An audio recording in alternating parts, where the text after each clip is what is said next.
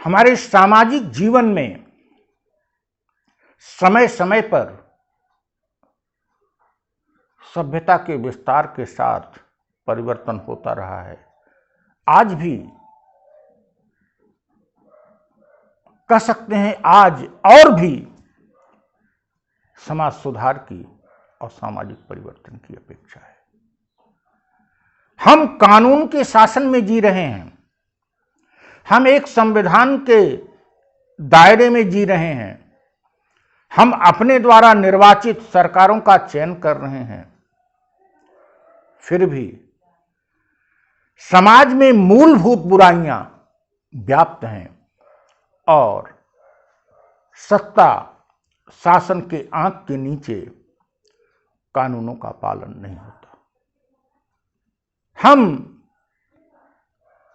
अपने वीडियो के माध्यम से आज ऐसी बुराइयों की शुरुआत करते हैं। आज हम बच्चों के प्रति शासन सत्ता की लापरवाही की बात करते हैं। भारतीय संविधान और भारतीय गणतंत्र के कानून में बच्चों की सुरक्षा, बच्चों के पोषण और बच्चों के शिक्षा के लिए पर्याप्त प्रावधान है। शिक्षा को मूल अधिकार भी बना दिया गया। बच्चों के पोषण की जिम्मेदारी राज्य पर है और तमाम कानून है। लेकिन हम कहीं भी अगर थोड़ी दूर भी चलते हैं, हर 100 मीटर पर, 200 मीटर पर बड़े शहरों में, तो कुपोषित बच्चे, भीख मांगते बच्चे, अशिक्षित बच्चे हमको दिखाई पड़ते हैं। यह कानून का उल्लंघन स्वयं सरकार कर रही है। सत्ता शासन अंधी हो गई है। सत्ता शासन में बैठे लोग जब लंबी लंबी गाड़ियों से काफिले के साथ गुजरते हैं तो आंख बंद कर लेते हैं जब उनकी खिड़की के पास कोई कुपोषित बच्चा भीख मांगने आता है। कहां गया उनका कानून, कहां गया हमारा संविधान?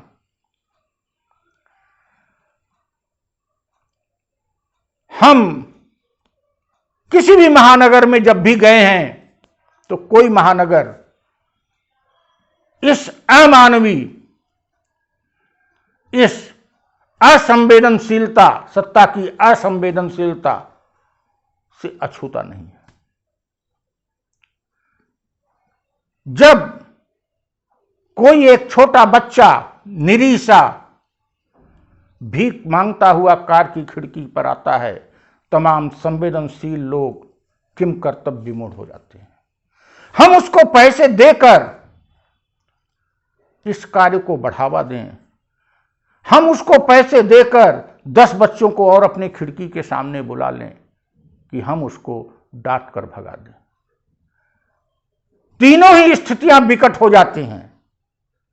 मैं अपनी बात कहता हूं कि जब मैं चौराहे पर थोड़ी देर लाल बत्ती के लिए गाड़ी रुकती है तो उस समय एक बच्चा आता है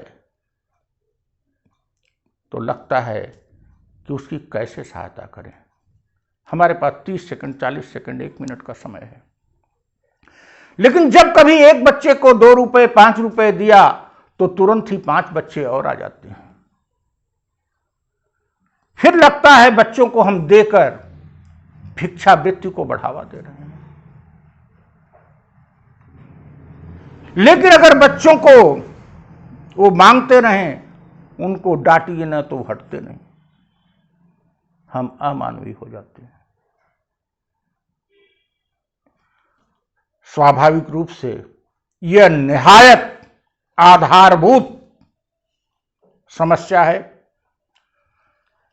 इसके प्रति संवेदनशील होने की आवश्यकता है और यदि शासन सत्ता